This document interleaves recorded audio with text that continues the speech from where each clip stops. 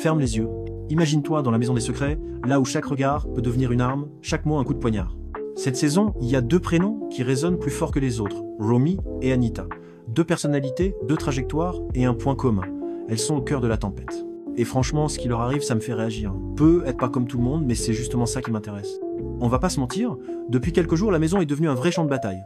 Romy, qu'on a vu fragile, sensible, mais aussi stratège, se retrouve isolée, prise à partie par certains candidats. Anita, elle, subit des attaques frontales, parfois même des remarques qui flirtent avec l'inacceptable. Beaucoup crient au harcèlement, à l'acharnement, et je comprends. Voir quelqu'un s'effondrer en direct, c'est dur, c'est choquant, ça touche. Mais est-ce qu'on va pas trop vite en besogne?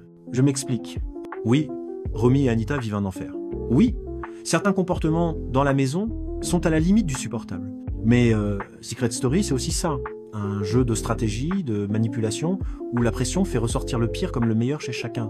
Est-ce qu'on doit tout de suite parler de harcèlement, ou est-ce qu'on assiste simplement à une mécanique de groupe, à des alliances qui explosent, à des caractères qui s'affrontent? Perso, je pense que la vérité est au milieu.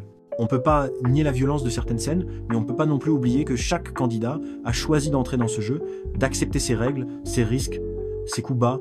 Ce qui me dérange, c'est la façon dont le public réagit. Sur les réseaux, c'est la chasse aux sorcières, on pointe du doigt, on insulte, on menace même certains candidats. Mais est-ce que ça fait pas de nous, spectateurs, les nouveaux bourreaux? On veut défendre Romy et Anita, mais parfois on oublie que derrière chaque méchant de la maison, il y a aussi une personne avec ses failles, ses doutes, ses propres blessures. Est-ce qu'on ne devrait pas plutôt débattre, essayer de comprendre les dynamiques de groupe au lieu de tomber dans la facilité du jugement? Et là, il faut qu'on en parle franchement. Beaucoup de gens sur les réseaux dénoncent un climat raciste dans la maison, surtout envers Anita, et parfois même Romy. Honnêtement, c'est un sujet qui me dérange profondément. On ne peut pas fermer les yeux sur certaines remarques ou attitudes qui dépassent la simple stratégie de jeu. Oui, Secret Story, c'est un jeu de tension, de manipulation, mais il y a des limites à ne pas franchir. Quand ça touche à la couleur de peau, à l'origine ou à l'identité, ce n'est plus du jeu, c'est grave. Je pense qu'on a tous une responsabilité, candidats comme spectateurs, pour ne pas banaliser ce genre de comportement. C'est important d'en parler, de dénoncer, mais aussi de débattre sans haine. Est-ce que la production devrait intervenir plus fermement? Est-ce que le public doit réagir autrement? J'aimerais vraiment avoir vos avis là-dessus, parce que ce débat va bien au-delà de la télé-réalité. Moi, ce que je vois, c'est deux femmes qui, malgré la pression, tiennent bon. Romy, même isolée, continue de se battre, de s'affirmer, de ne pas se laisser écraser. Anita, malgré les larmes, trouve la force de répondre, de s'accrocher à ses valeurs. Est-ce que ça fait d'elle des victimes? Oui, en partie. Mais ça fait aussi d'elles des joueuses redoutables, capables de retourner la situation à leur avantage. Et si, au fond, ce qu'on prend pour de la faiblesse était en réalité une stratégie? Et si Romy et Anita est en train de retourner l'opinion publique, de se construire une image de guerrière pour mieux rebondir dans le jeu et dans la vraie vie? C'est là que je veux lancer le débat. Faut-il tout excuser sous prétexte que c'est un jeu? Faut-il condamner les autres candidats sans appel ou essayer de comprendre ce qui pousse un groupe à exclure deux personnes?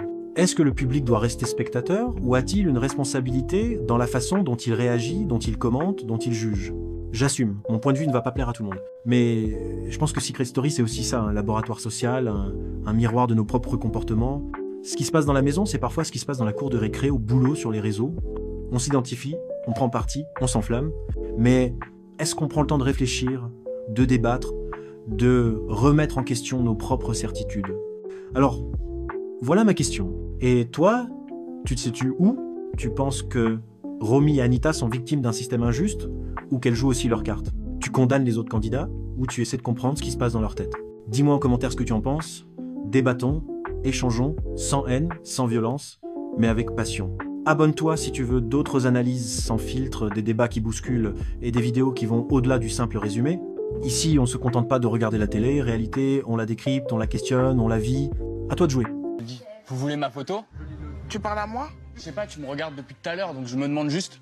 Je t'ai regardé quand? J'étais face à la baie Tout à l'heure, vitrée. j'ai l'impression que tu me regardes. J'étais face à la baie vitrée, je te calculais pas. Ok.